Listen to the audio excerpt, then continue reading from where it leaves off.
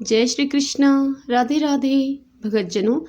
आज हम गणगौर के व्रत के विषय में बात करेंगे और गणगौर की कहानी सुनेंगे और गणगौर के 16 दिन अर्थात 16वें दिन किस प्रकार पूजा विधि विधान है वो बताएंगे और साथ में गणगौर का उद्यापन किस प्रकार करना चाहिए वह जानेंगे। तो सबसे पहले शुरू करती हूँ गणगौर के व्रत के विषय में। यह व्रत चैत्र शुक्ल तृतीया को किया जाता है। इस दिन सुहागन स्त्रियां व्रत रखती हैं और कहा जाता है कि इसी दिन भगवान शंकर ने अपनी अर्धांगिनी पार्वती को तथा पार्वती ने तमाम स्त्रियों को सौभाग्य का वर दिया था। पूजन के समय मिट्टी की गोरा बनाकर उस पर चूड़ी, महावर, सिंदूर चढ़ाने का विशेष फल मिलता है। चंदन, अक्षत, धूप, दीप नैवेद्य से पूजन करने, सुहागन सामग्री चढ़ाने और भोग लगाने का नियम है। यह व्रत रखने वाली स्त्रियों को गोरा पर चढ़े सिंदूर को अपनी मांग में अवश्य लगाना चाहिए। भगतजनों, अब गणगौर व्रत की कहानी सुनते हैं। एक समय की बात है, भगवान शंकर नारद और पार्वती को साथ लेकर पृथ्वी पर घूमने के लिए चल दिए। भ्रमण करते हुए तीनों एक गांव में पहुंचे। उस दिन चैत्र शुक्ल तृतीया थी। गांव के लोगों को जब शंकर जी के आने की सूचना मिली तो धनी स्त्रियां थी जो गांव की, वो उनका पूजन करने के लिए नाना प्रकार के रुचिकर भोजन बनाने में लग गई। इसी कारण से उन कुलवंती स्त्रियों को आने में काफी देर हो गई। दूसरी ओर जो निर्धन घर की स्त्रियां थी, उनमें जैसी बैठी थी वैसे की वैसी ही थाली में हल्दी, चावल और जल का लोटा लेकर शिवजी पार्वती की पूजा करने के लिए आई और उन्होंने अपार श्रद्धा भक्ति भाव से शिव पार्वती की पूजा की।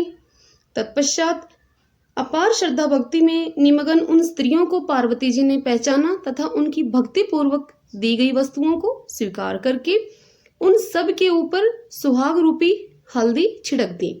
इस प्रकार मातेश्वरी गौरी से आशीर्वाद प्राप्त कर तथा मंगल कामनाएं प्राप्त करके वे स्त्रियां अपने अपने घर को चली गई।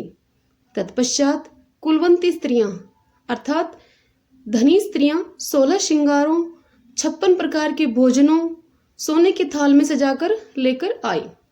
तब भगवान शंकर ने शंका व्यक्त करते हुए माता पार्वती से कहा, तुमने तमाम सुहाग प्रसाद तो साधारण स्त्रियों में बांट दिया, अब इनको क्या बांटोगी? तब माता पार्वती ने कहा, आप इनकी बात छोड़ दें। उन्हें ऊपरी पदार्थों से निर्मित रस दिया है मैंने, इसलिए उनका सुहाग धोती से रहेगा, परंतु इन स्त्रियों को मैं अपनी उंगली चीरकर रक्त सुहाग रस दूंगी, जो मेरे समान ही सौभाग्यशालिनी ये बन जाएंगी। जब कुलवंती धनी स्त्रियों ने शिव पार्वती का पूजन किया तो देवी पार्वती ने अपनी उंगली चीरकर उस रक्त को उन सब के ऊपर छिड़क दिया और कहा कि तुम सब माया मोह से रहित हो जाओ तथा धन, मन, तन से पति की सेवा करना, तुम्हें अखंड सौभाग्य की प्राप्ति होगी। भवानी का यह आशीर्वाद वचन सुनकर तथा प्रणाम करके धनी स्त्रियां सभी अपने अपने घर लौट गई तथा पति प्राणा बन गई। वे सब छिड़का खून जिसके ऊपर जैसा पड़ा था उसने वैसा ही सौभाग्य प्राप्त किया। इसके पश्चात पार्वती जी ने पति की आज्ञा से नदी पे जाकर स्नान किया, बालू का महादेव बनाकर पूजन किया, भोग लगाया तथा प्रदक्षिणा करके 2 कणों का प्रसाद खाकर पार्वती ने मस्तक पर टीका लगाया। उसी समय उस पार्थिव लिंग से शिवजी प्रकट हुए तथा पार्वती को वरदान दिया, आज के दिन जो स्त्रियां मेरा पूजन और तुम्हारा व्रत करेंगी उनके पति चिरंजीवी रहेंगे तथा अंत में उन्हें मोक्ष मिलेगा। ऐसा वरदान देते हुए शिवजी भगवान पार्वती माता को अंतर्ध्यान हो गए। तत्पश्चात पार्वती जी नदी तट से चलकर उस स्थान पर आई जहां पर वह अपने पति महादेव जी को तथा ऋषि नारद मुनि को छोड़कर गई थी। शिव ने विलंब का कारण पूछा तो इस पर पार्वती ने उत्तर दिया, मेरे भाई भावज नदी किनारे मुझे मिल गए थे और उन्होंने मुझसे दूध भात खाने और ठहरने का आग्रह किया, इसी कारण से मुझे आने में देर लग गई। ऐसा सुनकर अंतर्यामी भगवान शंकर स्वयं दूध भात खाने के लिए चल दिए। पार्वती जी ने जब समझा कि ढोल की पोल खुल जाएगी ऐसा करेंगे तो अधीर होकर पति से प्रार्थना करती हुई शंकर जी के पीछे पीछे चलने लगी पार्वती माता। पार्वती माता ने जब नदी की ओर देखा तो पाया कि एक सुंदर माया का महल बना हुआ है। उसमें शिव जी के साले और शहलज विद्यमान थे। ये लोग जब वहां पहुंचे तो उन लोगों ने अगवानी तथा स्वागत सत्कार किया। 2 दिन तक तीनों ने, माता पार्वती, शिवजी भगवान और नारद मुनि ने उनका आतिथ्य ग्रहण किया। तीसरे दिन सुबह पार्वती के द्वारा किए हुए चलने के आग्रह को शिवजी भगवान ने ठुकरा दिया। इससे देवी काफी क्रोधित हुई और अकेली ही वहां से चल पड़ी। मजबूर होकर महादेव को उनका अनुसरण करना पड़ा। नारद भी साथ में ही थे। तीनों व्यक्ति चलते चलते काफी दूर निकल आए। सायंकाल होने पर शिवजी ने बहाना किया कि मैं तो तुम्हारे मायके में अपनी माला ही भूल गया। इस पर पार्वती माला लाने को तैयार हुई किंतु शिवजी की आज्ञा से न जा सकी। नारद जी वहां गए। जाकर देखते हैं कि वहां न कहीं महल का नामोनिशान है, न ही कहीं माला, बल्कि घोर अंधकार में निशंस हिंसक पशु विचरण कर रहे हैं। इस अंधकार पूर्ण डरावने वातावरण को देखकर नारद जी बहुत आश्चर्यचकित हुए। तत्क्षण अचानक बिजली के चमकने से वृक्ष पर टंगी हुई माला नारद मुनि को दिखाई दी।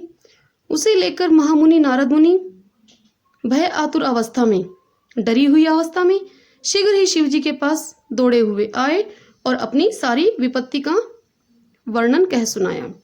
इस प्रसंग को सुनकर हंसते हुए शिवजी ने नारद से उसका आदिमूल कारण बताया। हे मुनि, आपने जो कुछ भी दृश्य देखा वह पार्वती की अनोखी माया का प्रतिफल है।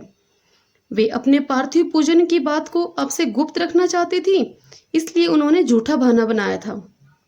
फिर उस असत्य को सत्य करने के लिए उन्होंने अपने पतिव्रत धर्म की शक्ति से झूठे महल की रचना की। इसलिए सच्चाई को उभारने के लिए ही मैंने माला लाने के लिए तुम्हें दोबारा उस स्थान पर भेजा था। ऐसा जानकर महर्षि नारद ने माता पार्वती के पतिव्रत प्रभाव से उत्पन्न घटना की मुक्त कंठ से प्रशंसा की।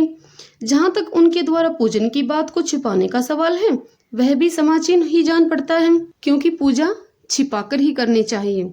मेरा ये आशीर्वाद है कि जो स्त्रियां इस दिन को गुप्त रूप से पति का पूजन कार्य संपादित करेंगी, उनकी कृपा से समस्त मनोकामनाओं की पूर्ति होगी तथा उनके पति भी चिरंजीवी होंगे। चूंकि पार्वती जी ने व्रत को छिपाकर किया था, उसी परंपरा के अनुसार आज भी पूजन के अवसर पर पुरुष उपस्थित नहीं रहते हैं। भगतजनों, ये तो थी गणगौर माता के व्रत की कहानी। आइए अब जान लेते हैं गणगौर के आखिरी दिन किस प्रकार पूजा करें। जिस दिन गणगौर खत्म हो उस दिन अपने घर की सारी औरतें गणगौर को पूजें। अगर घर में लड़कियां गणगौर पूजें तो वह गणगौर की पूजा कर लें, नहीं तो लड़कियां गणगौर पूजने वहां से कहीं और पूजाएं। गणगौर बनाने के लिए जमीन पर पहले थोड़े से गोबर और पानी का चौका दे दें। बाद में जुआरा और दूब बिछाकर गणगौर बिठा दें। जल का छींटा दे उनके ऊपर और हर कोई 16-16 दातन दे उनको।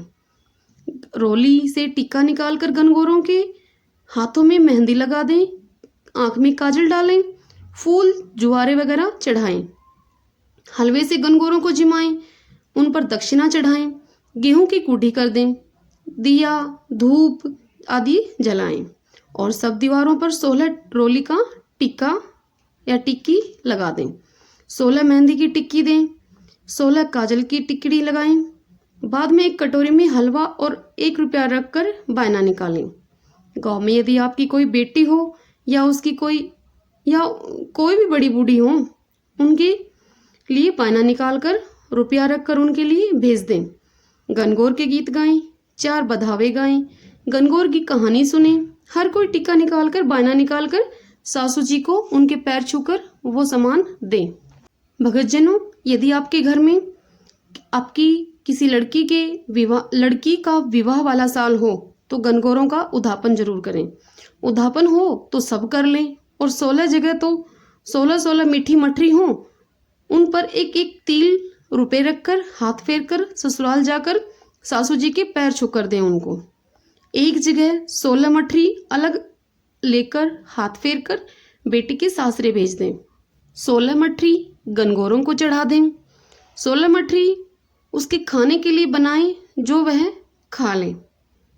16 मठरी भाई के खाने के लिए बनाएं, जिसमें से थोड़ी सी भाई को खिला दें और जो घर में रह जाए वह घर के सभी लोग खा लें।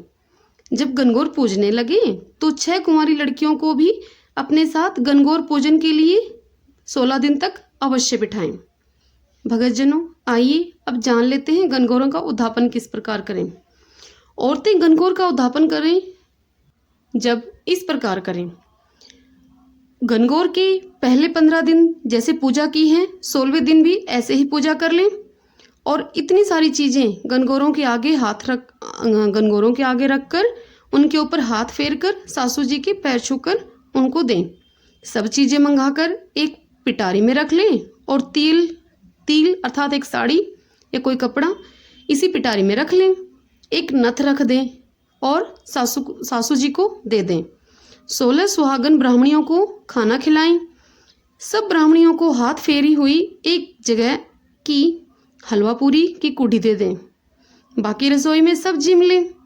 16 जगह मेहंदी की पुड़िया 16 डिब्बी में रोली, 16 डिब्बी काजल की, 16 टिक्की के पत्ते, 16 डिब्बी मणा की, एक पुड़िया सिंदूर की, दर्पण, 16 कंघे, 16 शीशे, 16 पाजेब, 16 धोती, ये सब चीज़ें जो 16 ब्राह्मणी जी में उनको सबको एक ही तरह से एक चीज़ देते जाएं और उनको टीका निकाल दें। तो भगतजनों, ये था गनगौरों का उद्धापन। जो औरतें गनगौर का व्रत रखती हैं, गनगौर करती हैं। उम्मीद करती हूँ आपको ये जानकारी अच्छी लगी होगी। जय श्री कृष्ण, राधे राधे।